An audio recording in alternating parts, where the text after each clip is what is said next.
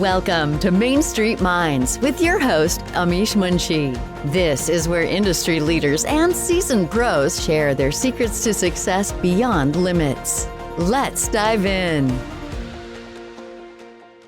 Hi, welcome to Main Street Minds, where you get to meet experienced people in the tech industry who have successfully navigated through the decades of surviving in tech. It could be looked as survival, but then there are a few people like Mark who have exceptionally done very well.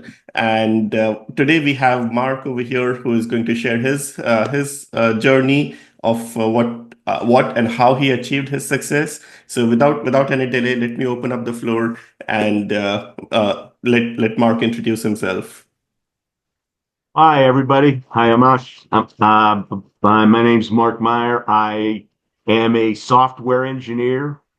I've been doing it for over 40 years. I like what I've done. I like what I'm doing, and I like what I'm going to be doing. And it's always been software engineering.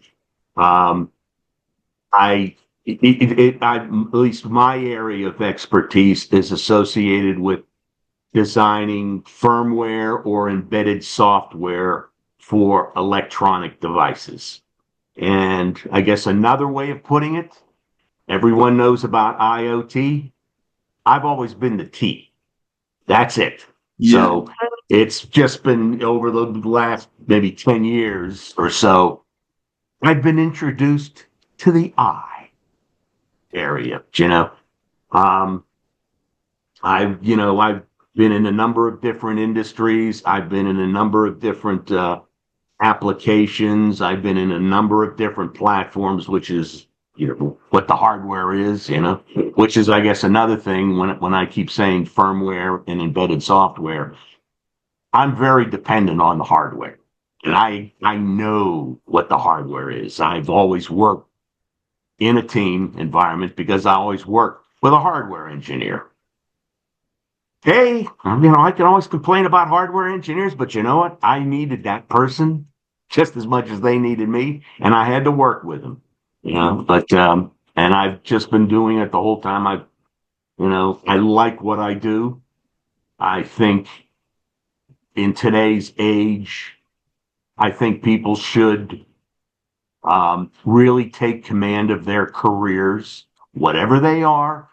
Kind of like what you do. Whatever that is, kind of like what you do. Yeah. Because, you'll feel a little bit better, at least. Yeah.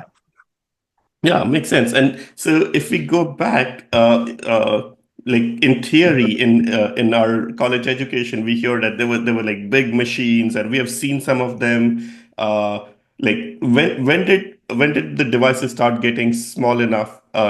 When you say doing embedded like firmware development, developing software in that Morse code or like any of that. Would that also be something similar, or will or kind of now when we think of firmware and Internet of Things, it's like generally like very small devices, right? When did the devices start getting smaller? Like, Well, another way of saying it is what I've always done was real-time event-driven systems. Unlike going way back, they had they call it big iron, I think there was, big mainframes, IBM, Yeah. Boros, yeah, they were like batch oriented. yeah, Not the systems I was. Actually, straight out of college. mm-hmm. My first job out of there was a small little engineering company. Mm-hmm. I'm originally from Pittsburgh, so I started. This was a building automation firm, and their computers were mini computers. They were about the size of a telephone booth, Yeah. But they were event-driven. I'm not sure, if your audience is aware, but they were actually a Digital Equipment Corporation, PDP 11s. Mm-hmm. And I went to the University of Pittsburgh, Pitt, was a deck shop. They had their mainframes, which were, I think, Deck 10s and Deck 20s. And then they had a whole bunch of PDPs floating around, whether in the engineering building or in the computer science building. So I learned on real-time systems. At Yeah. that time, they were mini computers. I did have a couple of classes that involved, what is it? I don't know. I think it was a Motorola 6502 processor. I had to do some assignments with those things. Mm-hmm. So I was getting, familiar or acquainted with that level. And I didn't think I was going to get into it. But somehow I got into that first job. Mm-hmm. That set the stage. That set Yeah. for, you look at what happened 40 some years ago.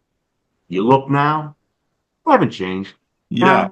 Yeah. I haven't changed. I'm sure you've evolved over time, but it's the direction of your career was decided like with your first job. And I keep telling everyone the same thing. Like the first job, it's the most difficult one to get, but be very selective in what you select because that's more than likely going to drive your entire career.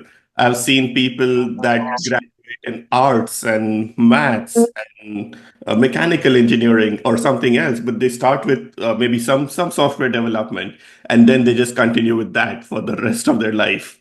So the first job is the most important one. I wish I could say I was aware of it when I made it. No, Nobody I knows. just fell into it, and Yeah, somehow the way I progressed, yeah, I realized I've been doing this thing over and over and over. I looked at I must like it since yeah, I've been doing it. yeah. So I'm going to keep doing it again. And by the way, I have told this to my kid. I said, first job, at least find out how you like it. And now I will have to say, my first job was actually a small company. Mm-hmm, And if you look at my LinkedIn profile, mm-hmm. the first 20 years, I think I covered 11 top companies. Most of those were small. Okay. I just got to like small companies. They are chaotic. They definitely have, they aren't the most financially stable in most cases, Yeah. But that first job laid that foundation for me to keep picking things like that over and over. Mm-hmm, It got me here to where I can, I'm a freelancer now. mm-hmm. And I like that. Yeah, yeah, that's actually the best place to be, where you get to select what you're able to work on now.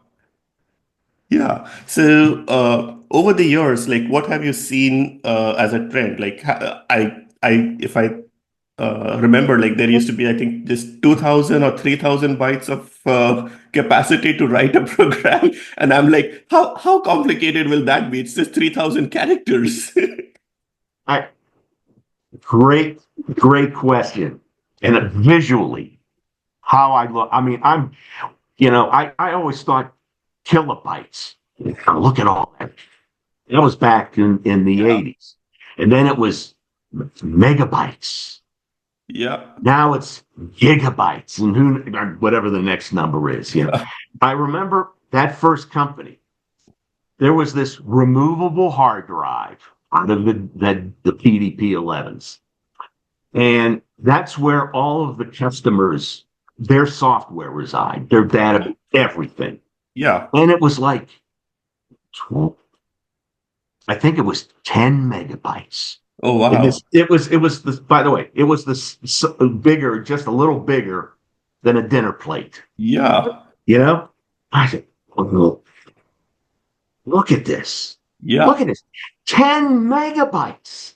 yeah, Wow. My programs, my data, the operating system, all on that. I can't believe it. No yeah, one can ever fill up that 10 megabyte file. Nothing. yeah. Nothing. I've had arrays that were bigger than that, nowadays, so I've seen that evolution where, as I said, I started out with PDP-11s. They were like telephone booth size, Yeah. you know. But I also was introduced to, they were building automation. Well, that PDP-11 was the central controls system, but they were connected to remote computers that handled both the sensors and the transducers and whatever else, and they were all connected via RS-232 or RS-422 lines. So then, working with the I think they were 6800, I think, Motorola 6800 devices. They were 8-bit, Okay. and getting the firmware inside there, it was always, you Yeah. basically had just a ROM. It was a one-time programmable. And so if you made a mistake, you had to go out there, you had to replace it. Yeah. But Yeah.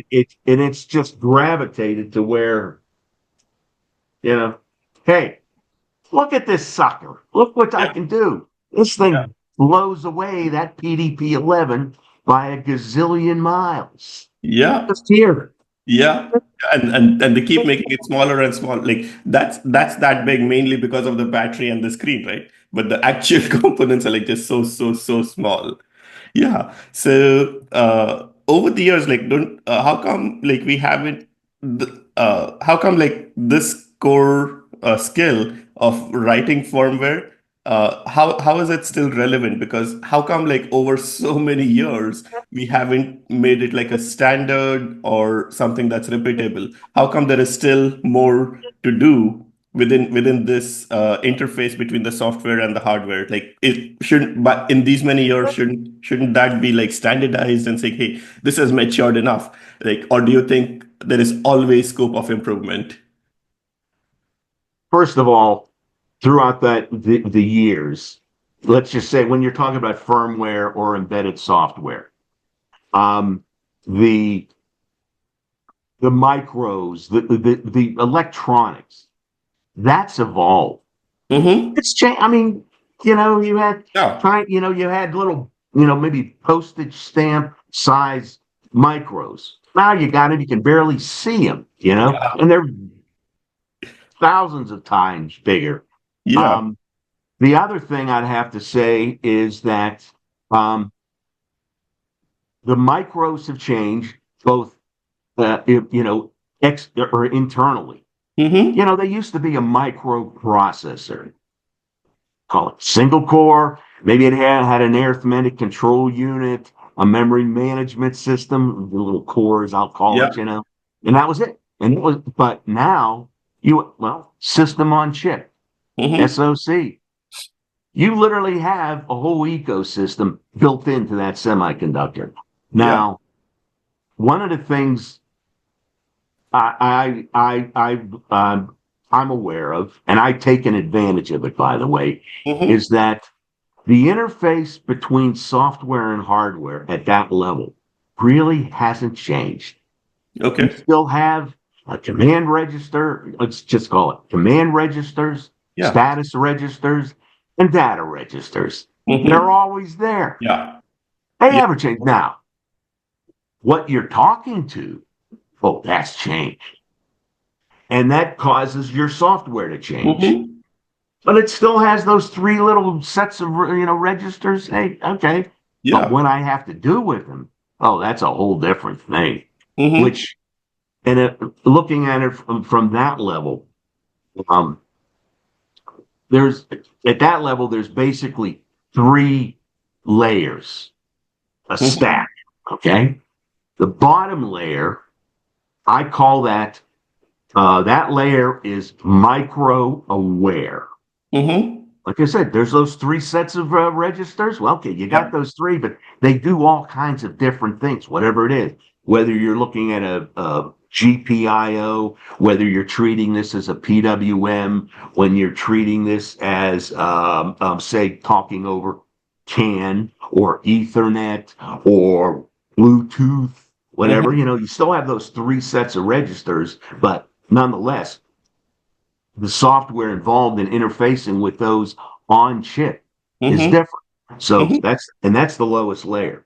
The next layer above it is what I call circuit board aware. Mm-hmm. So here's your little micro. It's got a little teeny tiny little pin. Well, that's connected to that PCB, Mm-hmm. the circuit board. All right. Well, what's it connected to on the circuit board? Maybe you have a shift register. You have what do you want to call it? Like a transceiver. I'm trying to Mm-hmm. remember some of the terms, And I mean, whatever it is, but you need to have software that knows to talk to what's on the PCB. Mm-hmm. So whatever that is. So that changes. Then the third level is kind of like the biggest. Well, that layer, call it the application layer. What's this electronic device physically connected to? Mm-hmm. You have an outside, you have a pin maybe, or you're wireless. Oh, I'm talking to a Bluetooth device. Yeah. Well, I need to have software that knows how to talk to it. And it is basically your layers. The bottom layer is hiding all the Mm-hmm. nitty gritty stuff from the Yeah. layer above that. Yeah. And then the layer above that is hiding all the stuff, Yeah. the nitty gritty stuff of the circuit board. Yeah. And then here's the application layer. Well, all he's worried about, what's physically connected to this Mm-hmm. box that I've Mm-hmm. developed. Yeah, makes sense. Yeah, that is extremely valuable. One of the thing, like I'm going to take a step back, trying to take a role of a non-technical person and ask a generic question. What is the biggest difference you see between the ARM processors and the Intel processors, and how come ARM, although it consumes less power, I'm just overly generalizing things, right? It's consuming less power, but it's able to do more on in the devices compared to the Intel architecture. And why is so much software written still on the x86 architecture? Uh, like just the redundant instruction set, is that the biggest difference? Like, and Oh, both, absolutely. both. Absolutely. But you see, in most cases, most people don't even care. I know. They, Yeah. but if you run into problems, and this is where I actually I live in this area. Yeah. When you have when there over the years, what I've seen was they've abstracted a lot of the downward layers, Mm-hmm. hide them, so it makes it easier for the applications people to develop that. Cool. But if you start, and in most cases, it works fine. But when you run into some problems, and if you kind of find out, oh, it's below me. Well, what's going on down there? And that's one of the things that I think maybe in school, college, they don't exactly, I think, really introduce people, software people in particular, to what goes on really down in those lower Yeah. layers. Um, um, having an ARM chip, ARM cores really, I personally, it's not critical for me, other than at the very beginning when I have to set up the whole micro. Well, then you need to know something about how do you get this ARM core up and running. It's clock, it's interrupts, it's interrupt vectors, all that stuff, which is Mm-hmm. kind of core specific, or, ARM specific. Intel's the same way, you do it. But after that, I'm not really too concerned about it. Yeah. It's just like, look at a PC, you know? Hey, okay, so they're using an Intel, but what is it?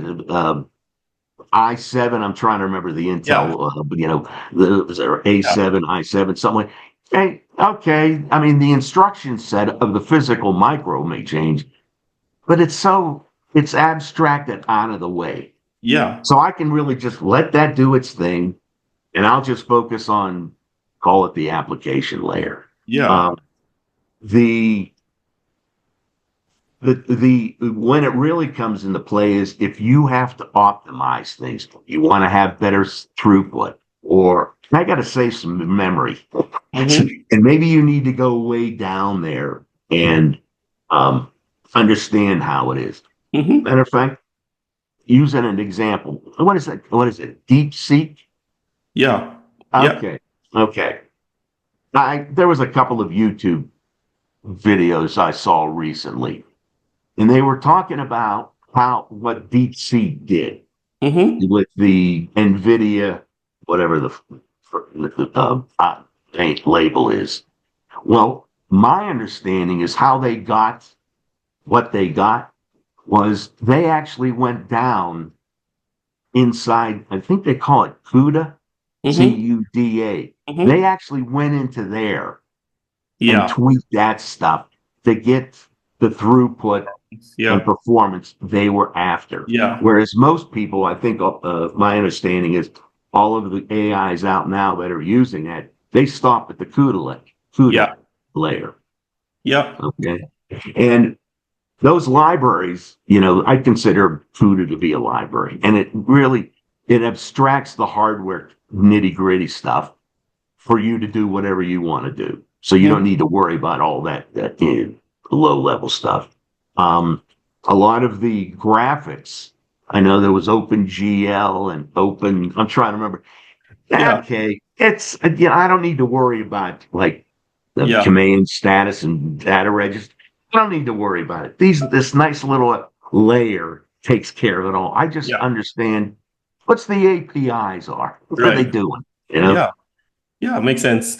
And so like it just amazes me like how much more we are able to do with so much and in a so much more efficient manner with an ARM processor. And obviously it's like it's probably because it has a reduced instruction set, right? I almost think there will be something in the middle that might show up next, allowing Intel to like recover from where they are with like semi-redundant instruction set which still does everything natively. And I think that might be I have no intel. I don't know enough about the architecture, but I think so there might be something that will allow all the programs to run natively and with a little optimized instruction set maybe. I think Yeah. it's time for one more new architecture to probably show up. The only new architecture that I'm hearing, and I just hear about it, Yeah. is what do they say? Quantum computing. Oh yeah. Hey, I don't know what that is, other than somehow you have this. Oh, it can be a one or a zero at the Yeah. same time. I said, okay. I know. I keep trying to understand it, and I'm like, I don't think I understand it. And then in the end, when everyone just says, okay, it's still too early. There is not real uh, easy to use cases with it. So I'm like, okay, I still have time to understand it, but I think I really want to like explore it a little bit more because I used to do system engineering, like networking and implementations, and then I used to do identity and access management in cybersecurity. The cybersecurity aspect will be completely blown apart with quantum computing. The Yeah. entire cybersecurity is based on encryption and how difficult it is to break encryption. And that was the basis of saying, okay, it's going to take a million years to like recover a password if we do it this way. But if that basic concept is gone, the whole industry doesn't exist. Yeah. Yeah. Yeah. Early on in my career, when it came down to security, Hmm. the way I phrased it is it was hardware security. Oh yeah. You had to have the right plug Yeah. connected physically into, if you're familiar, like JTAG, Yeah. So you needed to have something physically connected to that chip. You needed to have some type of an adapter that Hmm. interfaces to that JTAG and that device. And then you needed to have your PC or laptop with the right software that knows how to talk through that thing. Yeah. Hey, it's pretty good security. Well, Yeah. that's gone. Yeah. Now you need to come up with encryption, whatever to do it. Yeah. Yeah. Yeah. Like if somebody steals my phone from a bar, like it's all in the software now. Oh yeah. Yeah. Oh yeah. Yeah. And hardware, where is the hardware? If something is running in the cloud, we don't even know where it is. Exactly. Yeah. Exactly. Cool. So, on a day-to-day basis, like what tools and technologies and software do you have to know or learn? And if somebody wants to enter the embedded software space, what are the skill sets they need?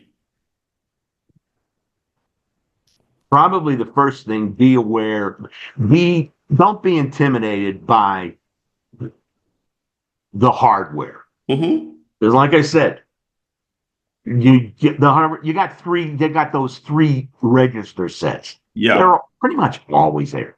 You just need to be able to feel comfortable. Okay, I know that's how I talk to them, talk to the hardware, but also, what's the hardware do? Mm-hmm. Maybe you want to talk over Ethernet. So there's a portion of the Ethernet built into the to the chip. It's one of the maybe the PHY layer or something like that. Maybe you're talking over CAN, so you have a portion of the CAN Mm-hmm. thing in there. So be familiar with those multi-thousand page register the manuals for those Yeah. micros.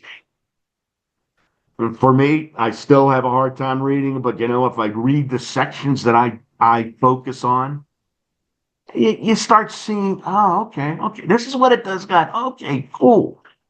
And one of the I just had a thought in there when it came down to understanding the hardware. I said it was multiple thousands of pages. I think the biggest manual I saw was like 7,000 page Wow. PDF. Nobody's ever going to look at that other than the people that wrote the bloody thing.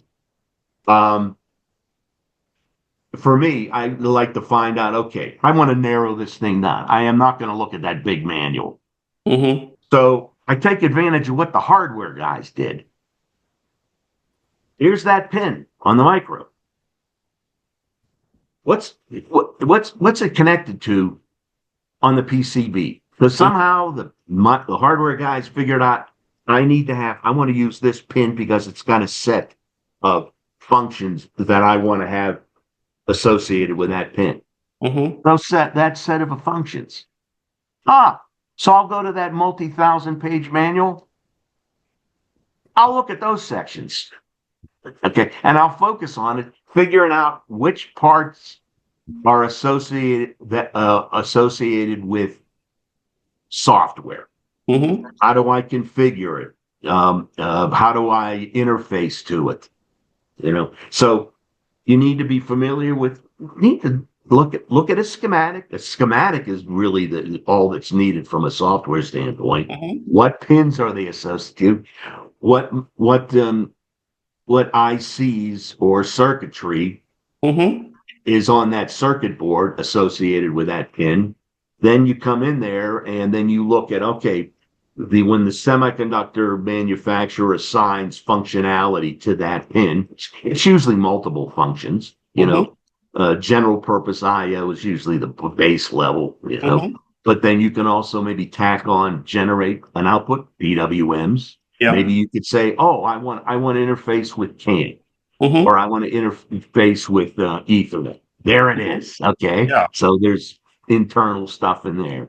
Um, um, so reading over the manuals, it's Mm-hmm. hard, but you can get a picture to it. A Yeah. lot of things with respect to the tools that the semiconductor companies are Mm-hmm. providing really helps you out a bit. Mm-hmm. You answer when you're setting up, you're staging um, your software work environment on Mm-hmm. the micro level.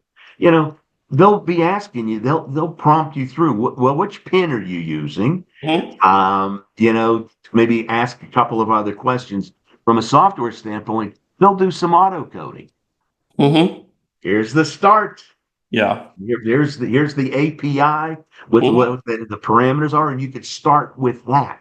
Okay. Yeah, and let's say you were recruiting somebody to let's say to do some work that's similar to what you are doing.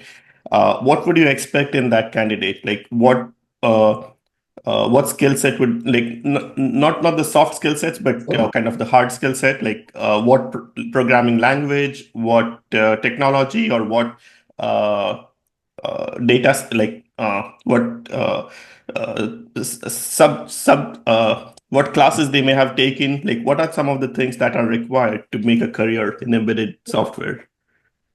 Well, I think for embedded systems and a career, I think one of the key areas is how how well can they understand what the requirements are. Mm-hmm. Okay, and they're written in the customer's own, or Sure. at least their way. Maybe it's been translated by some from someone with a senior level translates it from customerese to engineeringese. Yeah. Okay, now when it comes down to it, again, you need to be comfortable with looking at a schematic.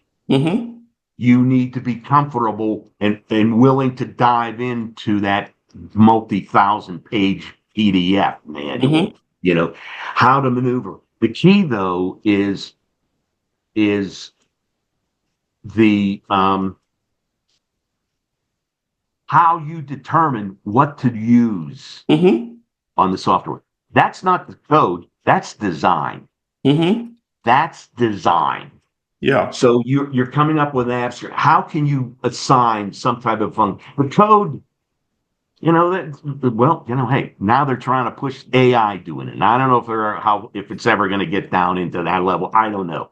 But Yeah. they've been doing auto coding for over a quarter century. So I Mm-hmm. mean, the coding is not the critical one. Okay. It's the design. Sure. How do you know, you Mm-hmm. take the requirements, what's the appropriate way Mm-hmm. of designing your system to eventually code it? Mm-hmm. Okay. And I always thought from an embedded standpoint, well, it's kind of easy to design a system because you just take a look at, think of that physical pin. Okay. Here's below it. This is all the hardware, all the Mm-hmm. ICs that are connected to it. Okay. Mm-hmm. Well, you got this one pin. Well, okay, I know that I'm going to have my lowest level, micro Mm-hmm. uh, Yeah. knowledgeable software there. Right above that is going to be stuff that's going into that knows the PCB stuff, and Mm-hmm. then above that, what's connected to the outside world. But you're already starting to design a system right Yeah. there. Yeah. Then you say, well, okay, for that pin, the semiconductor manufacturer provided all these functions, cores, Yeah. PWM cores, codex core. I don't know, there's some other names. Yeah. Hey, okay, I'm gonna my design. Okay, you know what? I want to do a PWM on this Mm-hmm. thing. So I'm going to configure that, and that's going to go on top of that one little the software pin, or at Mm-hmm. least the low level interfacing with the micro. The next level, okay, I want to do a PWM that's going to be interacting with what's on the PCB. Eventually, maybe go out the Mm-hmm. system connector. Mm-hmm. Um, that's the design. Yeah. Now you can start narrow down the actual coding, physical coding, the language. I mean, I use most of the time I'm using C. Somewhat times I've been using C plus plus. Hey, I wouldn't be surprised if maybe you can use something else. Maybe I don't know. But the coding, I would really be looking at a person that have they been exposed to a schematic? Okay. Okay. Have they looked at what the micro? Have they been exposed to what the computer is physically? Have you looked at it, saying, "Oh Yeah. yeah"? Did you? Here's how well did you react when you saw this 7,000 page Yeah. PDF? Yeah. You know. Yeah. Um, Makes sense. and then get ready for that. Have they been exposed to integrated development environments, Okay. IDEs, Yeah. Um, What are some of the common ones you use right now? really, there's two parts to an IDE. Yeah. There's the interface that talks to me, and then there's the one that's actually talking to the micro. And lately, it seems to be I've been using Eclipse Okay. a lot, Yeah. but it's the stuff behind the scenes, the one that's micro specific. Yeah. That's when you need to be aware of that stuff. And at least for me, if you look at my background, most of those companies that I worked, they were small. And a lot of them aren't around anymore. Yeah. So when they were, picking, to do a project, and I did a lot of projects from blank sheet of paper to creating the Hmm. product. They weren't going to spend too much money. I guaranteed I was not going to use that micro again Yeah. never use it again. So it was a one and done thing. Yeah. So you just get used to Okay. bouncing around that I need to have them on this level. What type of an IDE do I have? And it may be one that the semiconductor manufacturer gives you free or real cheap, Hmm. and then make sure I have some type of a JTAG adapter and the appropriate software. So it's always changing, Hmm. be adaptable. Sure. Yeah. And do you see robotics as uh, an extension of embedded software, or that stays the same? The embedded software stays the same, and it's more on the physical aspects of it. Well, I will say for that, like say whether it's robotics or anything like that, really what it comes down to is when you're designing your system, Mm-hmm. okay, there's two questions you should always be continuously answering, Mm-hmm. asking and answering. Number one, what's required? Mm-hmm. At this moment, what do you know is required? Yeah. So answer that question. The Makes. second thing is what could change? Mm-hmm. Because it's going to change. Yeah. Whatever it is, it's going to change. Hopefully, just a little bit. Mm-hmm. Sometimes, you're thrown a curve, which really, but Mm-hmm. that's that's really what you need to be aware of, and it's design. That's the key thing. Coding, that's the last stage, Sure. really. You're Yeah. building, you know, Yeah.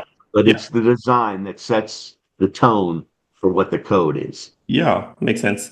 Yeah, and do you see like, I don't know if you've gotten a chance to look at the Neuralink and everything else that's going on with the human computer interface?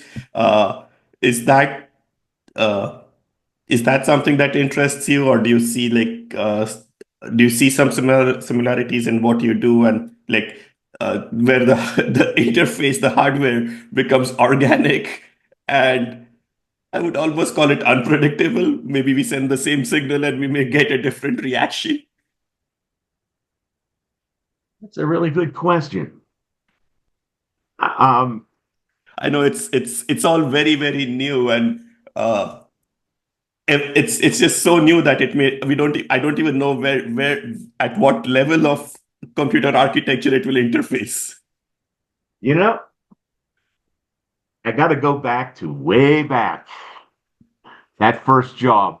Hmm. Um, this was before there was any Windows system. Hmm. And so this was even before the Mac, the Fat Yeah. Mac, and all that stuff. So everything was command driven, command Hmm. line. Um, there was a guy, he was a manager at that small company, and we were talking about UI, and he said, "Well, there's two types of people. There's the regular people, interfacing with the system, and then there's the power people, the Hmm. power users. So they want to be able to type in whatever they want to come up with a quick little command to do Hmm. something because they already know. They don't want to type in, go through menus, and this whole thing." And a lot of times I'm starting to see, matter of fact, I'm in the process of updating my company's website. I'm switching over from Joomla to WordPress. Mm-hmm. And I'm getting a feel for what's going on inside of WordPress, and in particular, that theme that I've Yeah. chosen. Well, how the user interface Yeah. is, I mean, they took care of a lot of stuff. I mean, I even remember writing code with HTML. I mean, Yeah. way back in the late 80s, you know? I mean, Yeah. that was okay, it's a language. It looks a little like C a bit, you know? I said, but it was still a language. Mm-hmm. Now, the UIs, um, I mean, they're getting real. That one, they're isolating or keeping people away from all the nitty gritty stuff behind the scenes, but they're allowing you to make these changes that have a major impact. Yeah. And how they're doing it is maybe they just set up, they architect it to where there's a bunch of tables. Mm-hmm. What you're really doing is just changing the tables Yeah. and that changes everything else. And I think like for, neural networks, I've read a book on neural networks from the 1980s, Yeah. oh geez, but the weights, I think that's really one of the key portions of a neural network. You give a weight to some condition. Mm-hmm. Based on that weight, that affects, Mm-hmm. at least I visualize it as the Yeah. if then else. Mm-hmm. Here's this thing, this if statement, and there's also a factor of a weight, and if it comes out, it's true, okay, I'm going to take this path. If it's not true, I'm going to take the false path and do whatever. Mm-hmm. But then you got another if state. Yeah. But I uh, I just find that the for the UI portion, they're making it easier for people to do, but the complexity also is growing so Mm-hmm. much more. What used to be a simple little UI, a command line Yeah. from 40 years ago, to where Yeah. what goes on in there?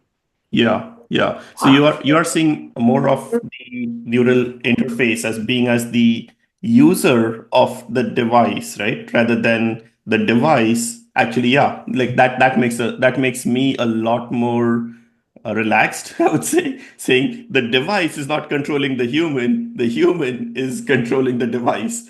Yes. That just makes me a lot more relaxed, saying, yeah, that's a lot more safer thing to do. Yep. Yeah, cool. Sounds great. So yeah, before we conclude the episode, like, is there something else that you would like to cover for the audience? Well, the one thing, at least for my whole career, um, or actually, I'll say two things. Number one, try and pick something that you like. You Yeah. know, um, I, and I may be atypical. My kid tells me, "Yeah, you're different." Like, yeah. And one of the things is I just happen to like my job. You know, Yeah. and you could say I treat my job like a bed. And I bring this up because when I first moved to Detroit, I had to get some Mhm. furniture fast. And I ended up buying a bunch of furniture that included a bed and a frame.